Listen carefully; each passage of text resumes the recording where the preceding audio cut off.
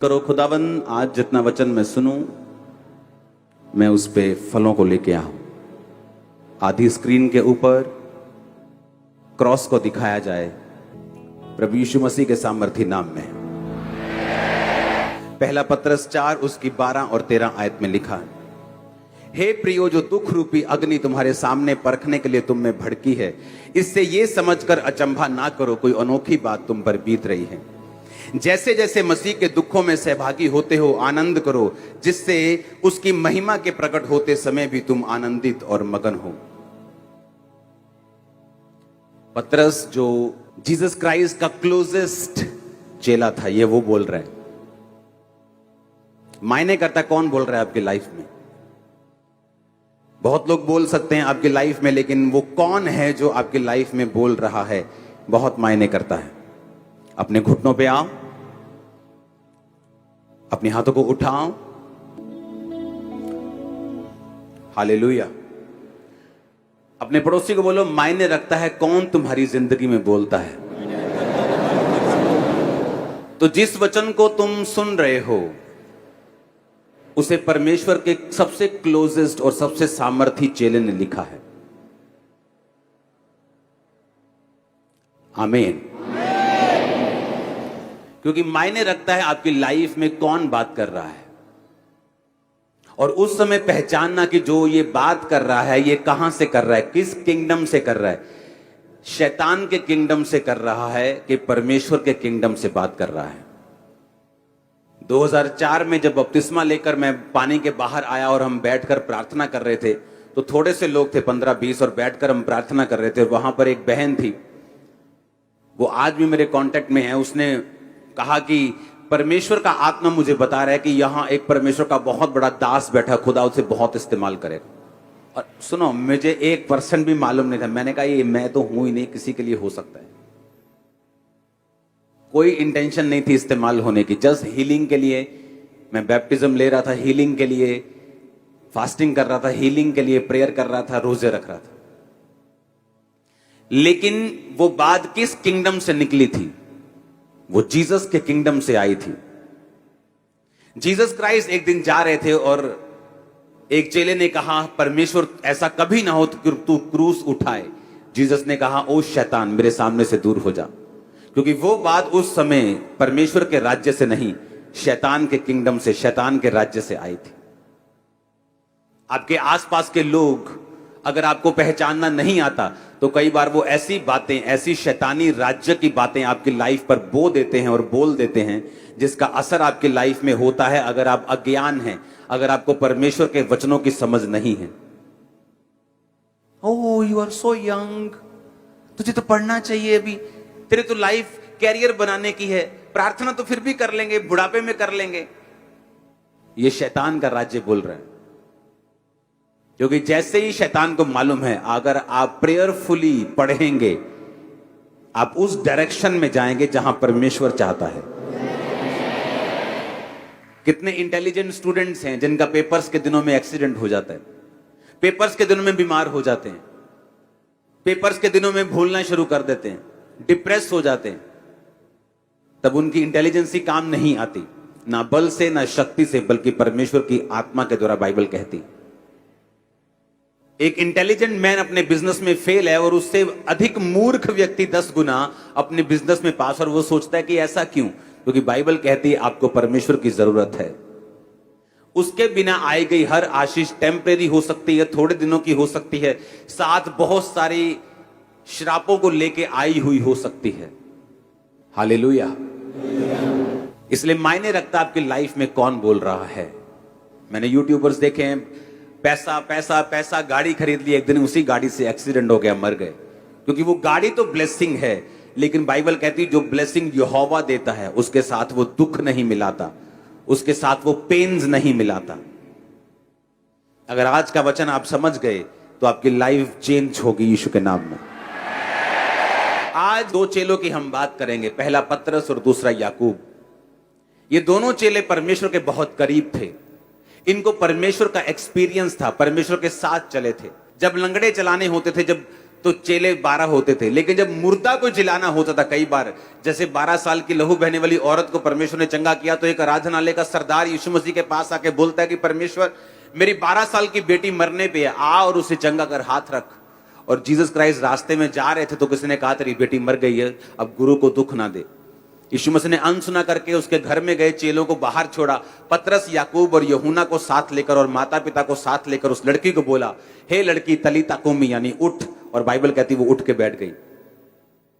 कौन थे वहां? पतरस, याकूब और यूहन्ना। आज हम 2 चेलों की बात करेंगे और इन 2 चेलों ने सेम चीज आपके लिए क्यों लिखी है, और परमेश्वर ने भी ये 2 बार बाइबल में क्यों होने दिया कि आपको सेम चीज 2, 3 बार, 4 बार परमेश्वर ने क्यों लिखी है? क्योंकि परमेश्वर एक खास मैसेज आपको देना चाहते हैं। और अगर ये खास मैसेज आप समझ गए, क्योंकि आपकी लाइफ इस पे निर्भर करती है, क्योंकि जब आप रास्तों में जाते हैं तो पुल आते हैं। आपके रास्ते 300 किलोमीटर चलने पर कोई पुल नहीं आया, इसका मतलब ये नहीं पुल आएगा नहीं, पुल आएगा। किसी का जल्दी, किसी का बाद में, किसी का बीच में, किसी का। तो परीक्षा आएगी, बाइबल कहती है। किसी की पहले होती है, किसी की बाद में होती है, किसी की बहुत ज्यादा होती है, किसी की पहले कम होती है। ये डिपेंड करता है, ये मायने ये तब रखता है कि परमेश्वर की प्लानिंग क्या है आपकी लाइफ में, वो कैसे चाहता है आपकी लाइफ में काम करना। ये इस चीज पर निर्भर करता है कि आपकी परीक्षा पहले होगी, बाद में होगी, कितनी होगी, कब होगी, कैसे होगी, ये कोई निर्धारित नहीं कर सकता परमेश्वर के अलावा।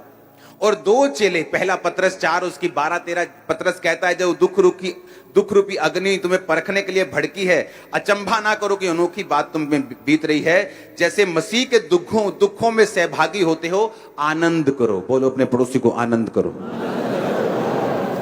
ऊंची आवाज में बोलो अपने पड़ोसी को आनंद करो। आपको मालूम है आनंद करने का मतलब क्या है? अपने पड़ोसी को बोलो आनंद करो। कौन कह रहा है आनंद करो? पतरस कह रहा है आनंद करो। कह रहा पार्टी करो, खुशी मनाओ, दुखी मत हो।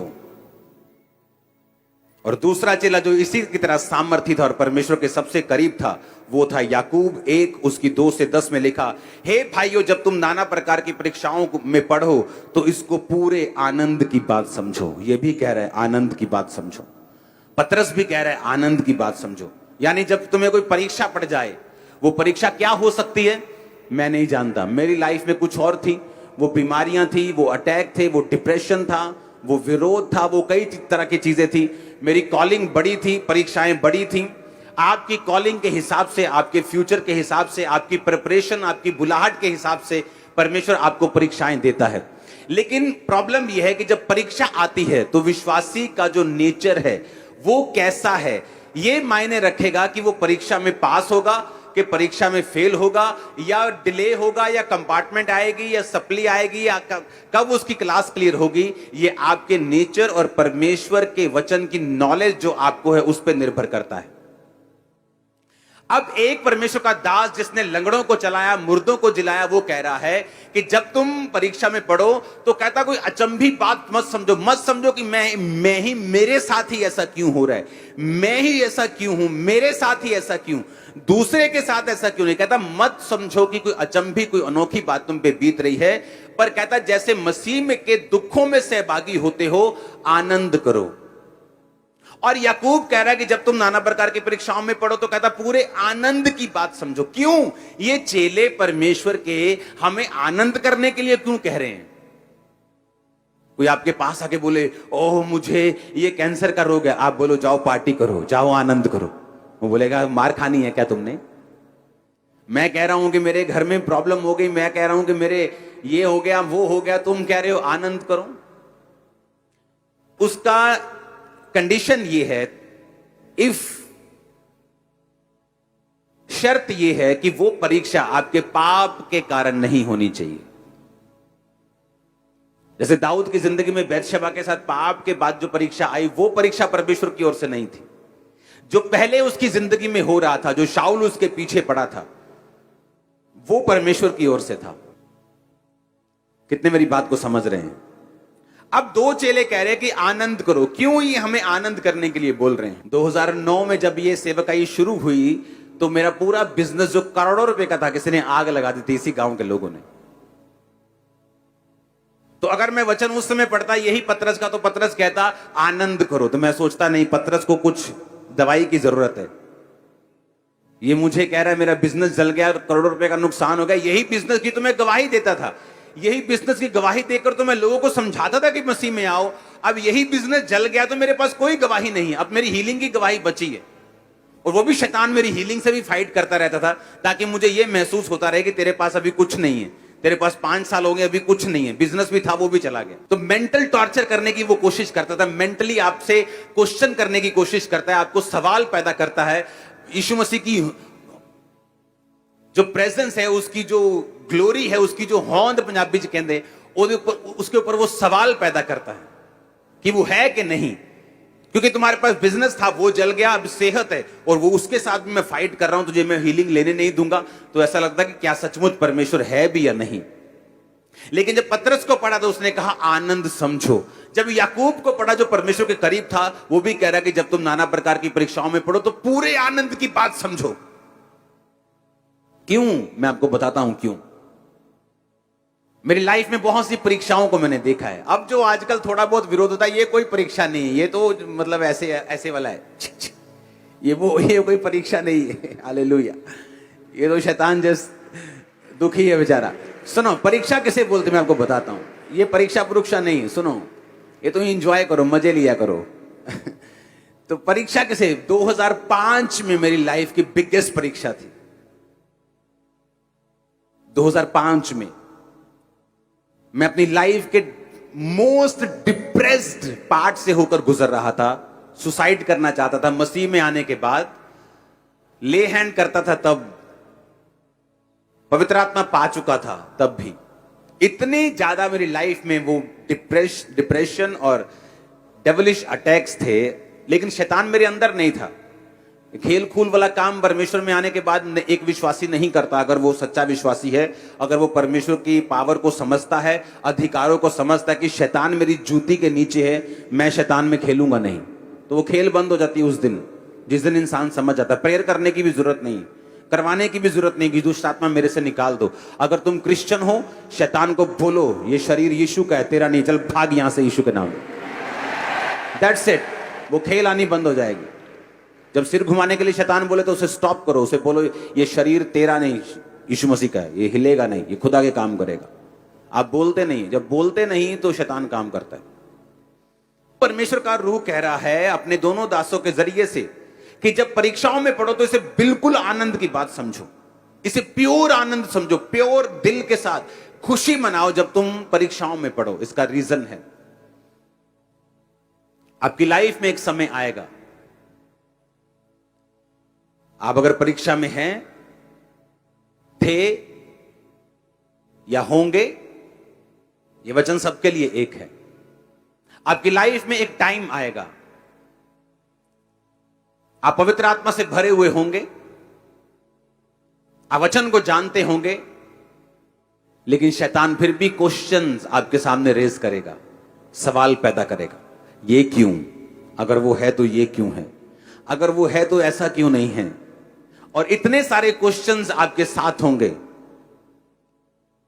और आपको लगेगा कि आप कुछ नहीं कर सकते इन क्वेश्चंस के खिलाफ। तब वो परीक्षा जो आपकी हुई थी और उससे निकलने की फीलिंग्स और एक्सपीरियंस जो आपको हुआ था, आपको मसीह में सदा के लिए स्टैंड रखेगा यीशु के नाम में। मैं आपको सच कह रहा हूं, मैं अपनी लाइफ में खड़ा हूं, उसका एक मेजर कारण यह है कि 2005 की वो परीक्षा जिससे मैं सबसे अधिक तंग हुआ, और पार्ट्स में मैं उस परीक्षा से निकला हूं, पार्ट्स में कुछ कुछ करके 8 साल 9 साल 10 साल। लेकिन जब शैतान ने मेरी लाइफ में क्वेश्चंस रेज किए, बाइबल जानते हुए, पवित्र आत्मा से भरे हुए, सामर्थ पाए हुए भी, वो एक्सपीरियंस जो मेरा परीक्षा से निकलने के बाद जो मैंने प्रभु से लिया था, परमेश्वर ना इनकाउंटर हुआ मेरा आमना सामना, क्योंकि वो परीक्षा से निकलना आसान नहीं था। वो एक्सपीरियंस आज भी जब मैं याद करता हूं, वो परमेश्वर मुझे खड़ा रखता है, क्योंकि वो साबित करता है यीशु मसीह जीवित परमेश्वर। मैं आपको बता रहा हूं, वचन जानने वाले भी लोग कई बार बैकस्लाइड हो जाते हैं, क्योंकि उनका यीशु मसीह से आमना सामना नहीं हुआ, उन्हें यह प्रैक्टिकली नॉलेज नहीं है। आप जानते हैं पतरस वचन जानता था, यीशु मसीह को जानता था। जब यीशु मसीह मर गए तो फिर मछलियां पकड़ने के लिए चला गया था, अपना काम धंधा पकड़ने के लिए चला गया था, बैकस्लाइड हो गया था, और जीसस क्राइस्ट फिर उसके पास गए, इनकाउंटर हुआ। इनकाउंटर होना, आमना सामना होना, एक्सपीरियंस होना, जो वचन फिर आपने सुना होता है वो लगता है फिर कि ये सच्चा है। आपको समझ आनी चाहिए मैं क्या कह रहा हूं। बिना परीक्षाओं से निकले आपको ये वचन भी सच्चा नहीं लगेगा, मैं आपको बता रहा हूं। आप गवाहियां भूल जाओगे, मैं आपको बता रहा हूं। आप सब भूल जाओगे, मैं आपको बता रहा हूं। वचन होते हुए भी आप अविश्वास में रहोगे, पूरी तरह से विश्वास में नहीं होंगे। लेकिन जब आप उस एक्सपीरियंस को जो खुदा ने आपको दिया, और वो कब मिलता है आपको मालूम, वो तभी मिलता है जब आप परीक्षा में होते हैं। इसीलिए पतरस और याकूब को मालूम था कि जब परीक्षा में विश्वासी पड़ेंगे तो आनंद बनाना, क्योंकि उसी के कारण तुम फ्यूचर में खड़े रहोगे और बने रहोगे, स्ट्रांग रहोगे, बड़े काम करोगे यीशु में। आप समझ रहे हो मेरी बात के नहीं? वो एक्सपीरियंस आपको लाखों रुपया, वो एक्सपीरियंस कोई जन, कोई फैमिली मेंबर, कोई प्यारा, कोई दुलारा आपको नहीं दे सकता। वो एक्सपीरियंस आपका पैसा, आपकी बुद्धि, आपकी एक्सीलेंस, आपकी पढ़ाई, आपकी प्रॉपर्टी वो नहीं दे सकती। वो एक्सपीरियंस वो लोग नहीं ले सकते जो परीक्षाओं के दिनों में बहक जाते हैं, परमेश्वर से हट जाते हैं, प्रार्थना करनी छोड़ देते हैं, वचन पढ़ना छोड़ देते हैं, चर्च जाना छोड़ देते हैं, क्योंकि वो परीक्षाओं में लगता है कोई अचंभी बात उन पे बीत रही है। अगर परमेश्वर होता तो मेरे साथ ऐसा नहीं होता। और पतरस ने पहले ही कह दिया कि तुम, कहता अचंबा मत करो कि अनोखी बात तुम पे हो रही है, क्योंकि मुझे बड़ा अचंबा होता था कि मैं ही क्यों, ये सारे डिप्रेशन, ये सारी बेवकूफों वाली चीजें ये मेरी लाइफ में क्यों हो रही हैं। तब समझ नहीं आती थी, तब लगता था कि परमेश्वर मुझे निकाल, मुझे कुछ नहीं चाहिए, मुझे निकाल बस इन चीजों से। लेकिन आज समझ आती है कि वो क्यों था, ताकि मैं आज खड़ा रहूं। वो आपको देख रहा था, वो लाखों लोगों को देख रहा था, वो मुझे देख ही नहीं रहा था। उसे मालूम था कि आने वाले समय में क्या होगा। उसे मालूम है आप ब्लेसिंग का कारण हैं, आपके वंश के लिए, आपके जनरेशंस के लिए, लाखों रूहों के लिए, वो लोग जो आपके द्वारा बचाए जाने वाले हैं। बने रहो और खड़े रहो। वो अनोखी बात हो सकती है, वो लंबा एक्सपीरियंस हो सकता है, लेकिन मैं आपको बता रहा हूं, उसी के लिए आप फ्यूचर में अपनी गाड़ियों के लिए, अपनी प्रॉपर्टीज के लिए, अपने परिवार, अपने जिंदगी के लिए इतना थैंक्स नहीं करोगे जितना आप उस परीक्षा के लिए करोगे। क्योंकि ये सब कुछ भी नहीं रहे अगर वो परीक्षा का एक्सपीरियंस आपको ना होता और आप परमेश्वर से हट जाते। इसलिए वो विश्वासी बड़े अजीब से मालूम होते हैं जिनकी लाइफ में वो परीक्षाओं से निकले नहीं होते। क्योंकि आज वो कैंसर हीलिंग देखते हैं तो बल्ले बल्ले बल्ले बल्ले, लेकिन कल को जब शैतान सवाल करता है वो घर बैठ जाते हैं, क्योंकि उनको अपना कोई एक्सपीरियंस नहीं है परमेश्वर के साथ। और वो एक्सपीरियंस आता है जब आप परमेश्वर में चलना शुरू करते हैं। वो विरोध हो सकता है, कोई बीमारी हो सकती है, कोई तकलीफ हो सकती है, और जब आप उस एक्सपीरियंस से निकलते हैं, वो फीलिंग और वो एक्सपीरियंस जो आपको होता है वो आपको सदा सारी उम्र परमेश्वर में खड़ा रखता है। एवरी डे आपको खड़ा रखता है परमेश्वर। आज के बाद जब आप परीक्षाओं में जाएं, जब आपकी परीक्षा हो, तो पतरस को भी याद करना और याकूब को भी याद रखना। ये वो दो चेले थे जो परमेश्वर के साथ सबसे अधिक रहे हैं, जिनको परमेश्वर के सबसे अधिक इनकाउंटर हैं, जो सबसे ज्यादा प्रभु से मिले हैं, सबसे ज्यादा परमेश्वर के कामों को उन्होंने देखा है, लंगड़ों को चलते देखा है, अंधों को देखा है, उन्होंने मुर्दों को जलाते हुए देखा है, सबसे क्लोज परमेश्वर के थे। आसमान में परमेश्वर के कपड़ों को चमकते हुए और मूसा और एलिया को परमेश्वर के साथ बातें करते हुए देखा है।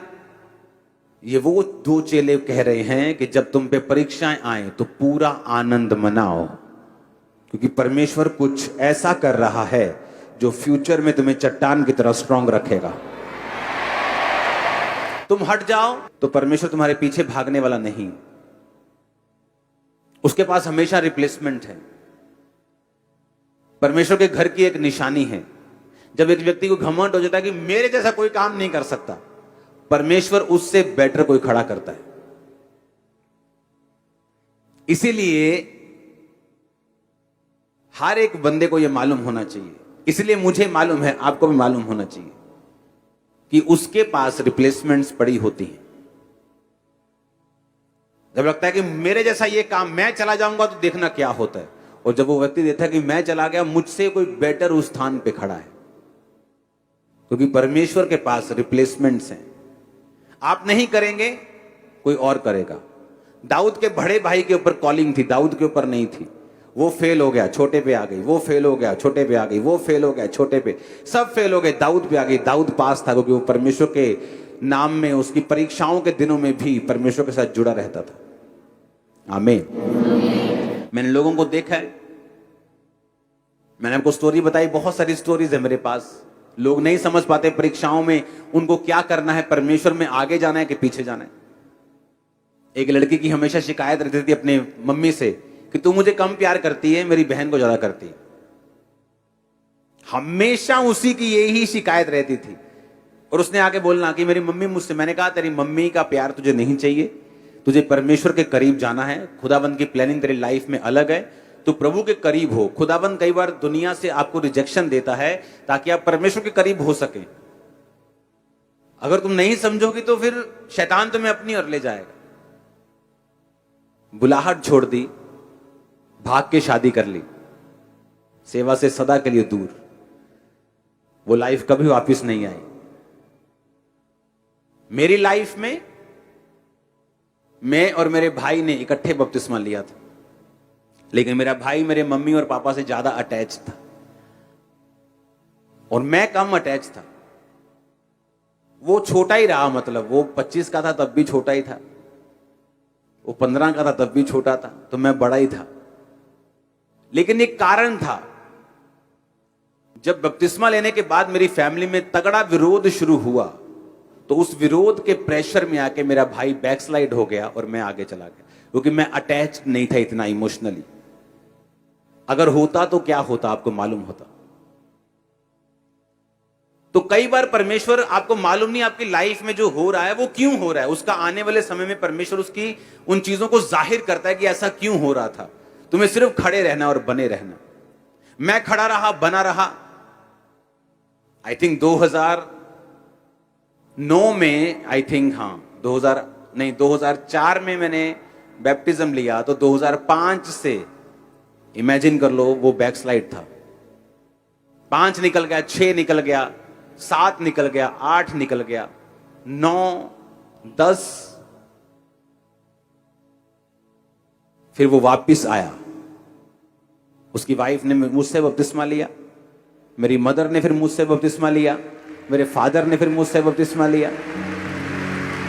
अब हम अटैच हैं क्योंकि वो समय निकल गया, वो परीक्षा का टाइम निकल गया। अब कोई चक्कर नहीं है ऐसा। अब शायद मैं ज्यादा अटैच हूंगा, लेकिन कारण मैं आपको बता रहा हूं। रीजन ये था कि परमेश्वर का एक प्लान था। तो कहता अचंभी चीजों को मत लो कि कुछ अचंबा तुम्हारे साथ हो रहा है, क्योंकि परमेश्वर कुछ माइक्रो चीजें तुम्हारी लाइफ में कर रहा है। तुम्हारी सोच के ऊपर वो काम कर रहा है, तुम्हारे सराउंडिंग में जो है उनके लिए वो तुम्हारी लाइफ में काम कर रहा है। कई बार आपका दोस्त आपको रिजेक्ट कर देगा, आप बोलोगे यार मैंने क्या किया है, ये मुझसे ज्यादा 10 गुना नीचे, ये मूर्ख व्यक्ति इसका दोस्त है, इसके साथ ये बनती है, मेरे साथ क्यों नहीं बन रही इसकी। परमेश्वर नहीं चाहता, वो आपको अलग रखना चाहता है। पर आप शक कर रहे हो कि मैं अच्छा हूं कि नहीं। You are the best. आमीन।